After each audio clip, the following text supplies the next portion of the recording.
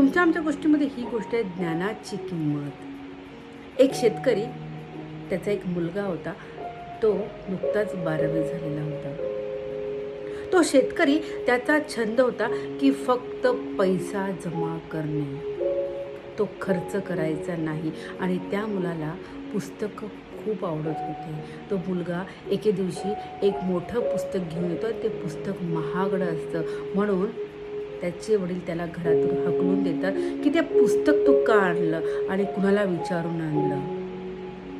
तो मुलगा त्या घराच्या बाहेर निघतो, शहरात पोचतो.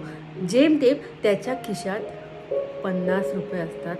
तो त्या 50 रुपयामध्ये बूट पॉलिश करण्याचे साहित्य विकत घेतो आणि बूट पॉलिश करू लागतो. तिथंच राहू लागतो. त्याचे गिऱ्हाईक वाढत असतात.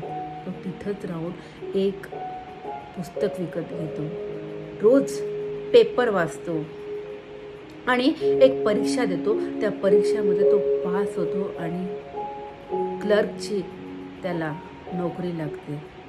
क्लर्कची नोकरी लागल्यावर तो थोडासा चिंतामुक्त होतो, कारण त्याला घर भेटतं राहायला. तो भाड्याने राहू लागतो. इथं अभ्यास करतो, वेगवेगळ्या परीक्षा देतो, परीक्षा पास होतो. तो जेव्हा कलेक्टर बनतो तेव्हा त्याच्या आईवडिलांच्या सत्कारासाठी त्याला आणि त्याच्या आईवडिलांना बोलवतात.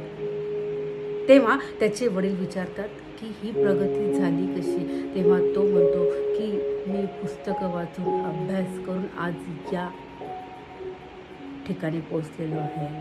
मी माझी मेहनत केली आणि सफल झालेलो आहे. अशी मेहनत सगळ्या विद्यार्थ्यांनी करावं, जेणेकरून सगळे सफल होतील. चिकाटी खूप महत्त्वाची गोष्ट आहे. चिकाटी ठेवावी.